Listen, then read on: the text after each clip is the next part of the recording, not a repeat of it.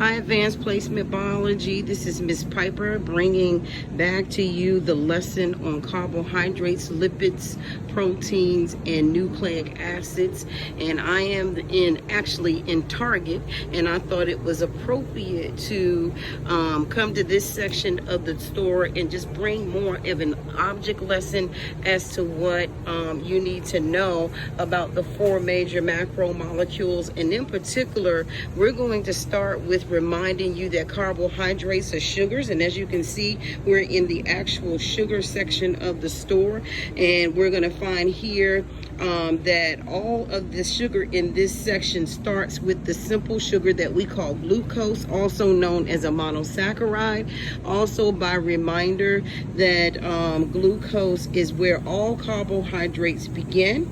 And so also in this section of the store, you see some products in the store that contain some disaccharides. And so you see here that the combination with these cookies, you're going to actually find sucrose.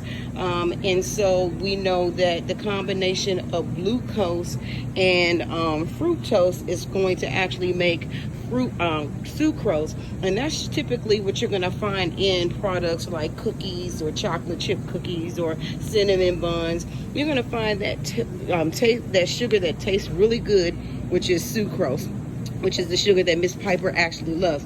Then over here, you're going to find our starches.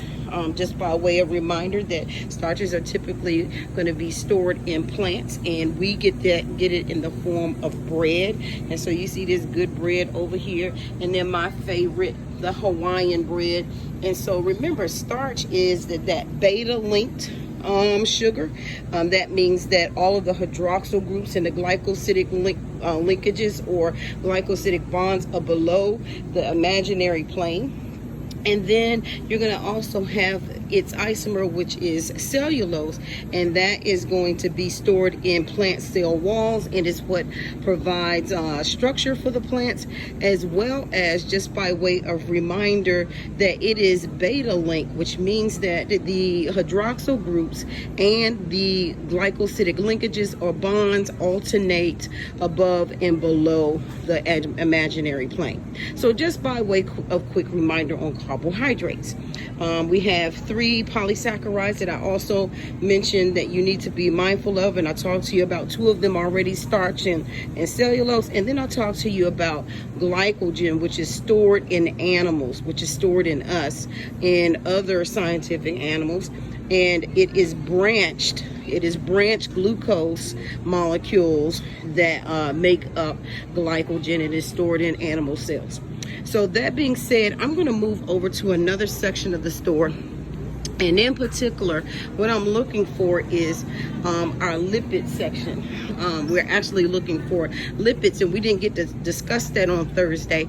But lipids are the stereoisomers for carbohydrates, which means that they have the same essential elements, which is carbon, hydrogen, and oxygen. They just face a different direction. They have a different directionality. And when we talk about directionality between carbohydrates and lipids, we're actually talking about them facing an opposite direction. We're meaning that if the carbohydrate is facing to the left, then the lipids will be facing to the right. And so we're right here in this section where we're going to find lipids.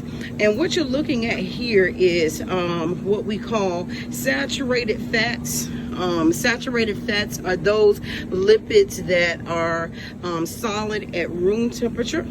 And just by way of reminder, lipids have no monomer. They're made up of triglycerol fatty acids, and they're characterized by the functional groups of both aldehydes and ketones, depending upon which kind of fat it actually is.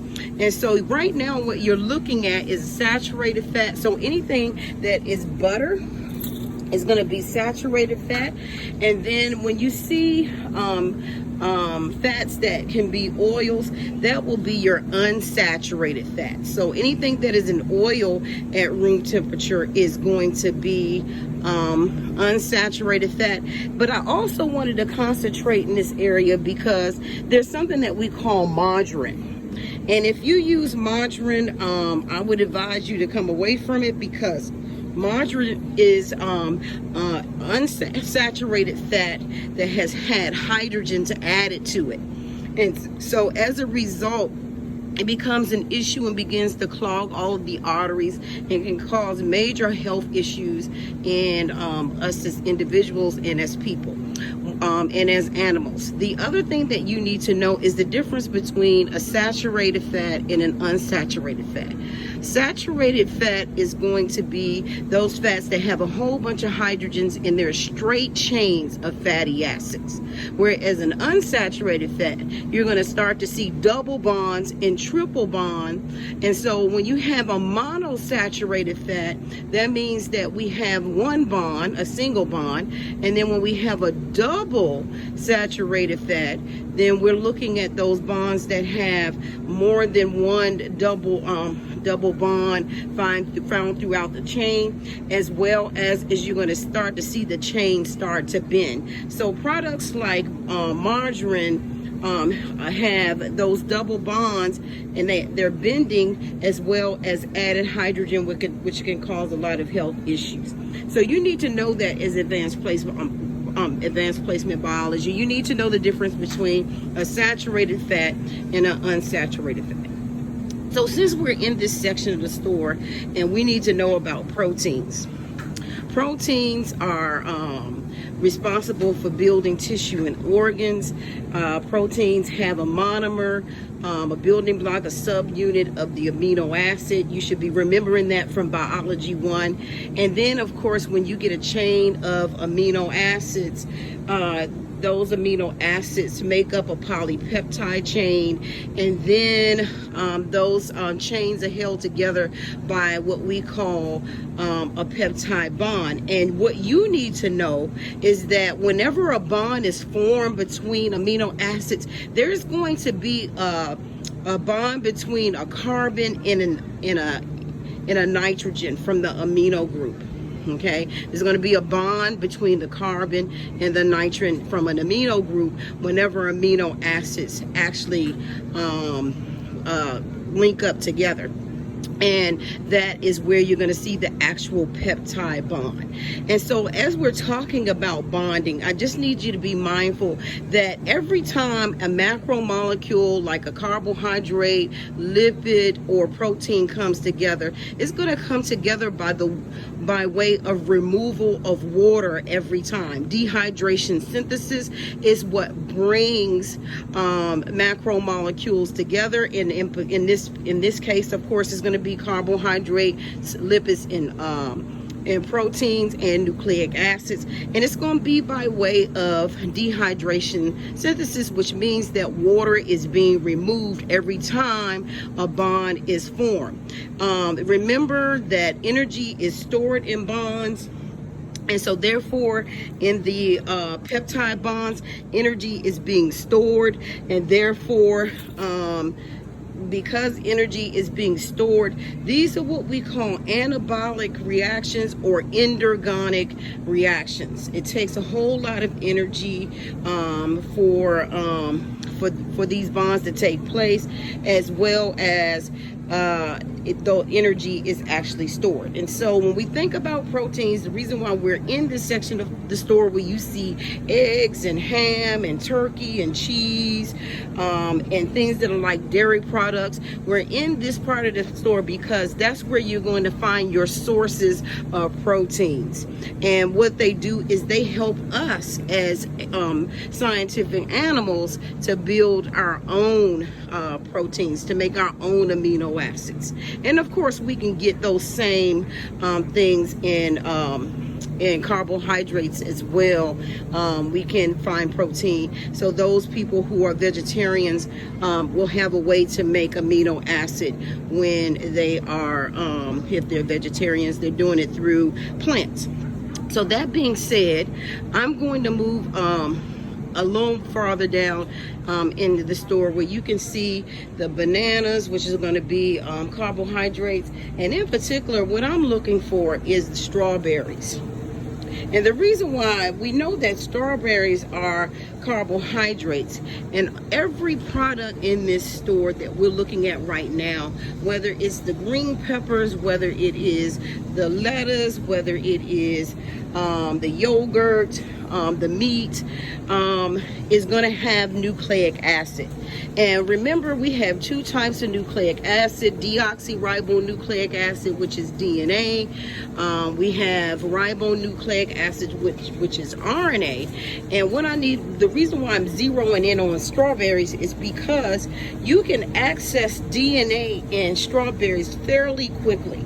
You can get to it very easily. As a matter of fact, it's right on the outside of the skin. So if in your lab, if you were doing a lab, this would be one of the labs you could do in AP Biology. You could do DNA extraction and actually see the DNA of the actual strawberry. It's fairly easy to get to. That being said, nucleic acid is going to be found all throughout the grocery store, not just on your hands and fingers, and as even with people who bring pets into the store. It's going to be found in your bread. It's going to be found in your fruit. It's going to be found in your meat. It's going to be found in your cheese. It's going to be found in your eggs. It's going to be found in your milk. It's going to be found all over the grocery store.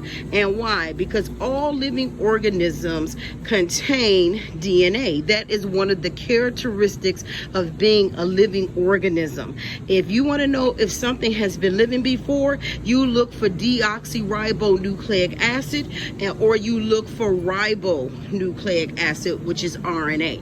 Those are the two types of nucleic acid. And the monomer, just by way of reminder, because this should be a reminder for you, AP Biology, that the monomer subunit and building block for nucleic acid is the nucleotide. You have 5 nucleotides: adenine, guanine, cytosine, thymine, and uracil. And we know that thymine is unique to DNA. Uracil is unique to RNA. So meaning that all both of the nucleic acids have nucleotides, and they contain adenine, guanine, and cytosine, but DNA is going to contain thymine, while RNA is going to contain uracil. And so basically uracil is going to replace thymine in RNA. So the same way in which all the other macromolecules are built is the same way that DNA is built. Is going to be through dehydration synthesis. And basically what is going to happen is that there's going to be bonds between the phosphate groups and the 5-carbon sugar that we call ribose or deoxyribose, depending on the nucleic acid. And those phosphate groups and 5-carbon sugar that we also call pentose is going to alternate along the backbone of DNA. And of course, those nucleotides, also known as nitrogenous bases, are going to also be attached to the 5-carbon sugar. So you'll learn more about the structure of DNA, but right now what you do need to know is that that all 4 of the macromolecules have the essential elements. We know that carbohydrates and lipids contain carbon, hydrogen, and oxygen, while lipids are going to contain carbon, hydrogen, oxygen, and nitrogen. And then we also know that proteins are going to contain carbon, hydrogen, oxygen, nitrogen, and sometimes sulfur.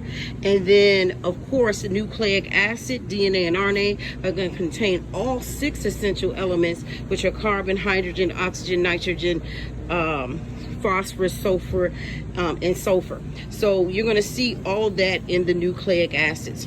The function, of course, of nucleic acid is to transmit and carry and also store genetic material. And just by way of reminder that both carbohydrates and lipids store energy. Of course, carbohydrates are going to be short-term energy, while the lipids are going to be long-term energy. One of the things that you need to be mindful as advanced placement biology is that lipids are responsible for building and making proteins. That's really going to come into play when you start studying cells. Really important for you. So that being said, this wraps up our very quick lesson on macromolecules. If you have any questions, you can contact myself or Miss Victor. We'd be glad to help you. Thanks and have a great rest of your day.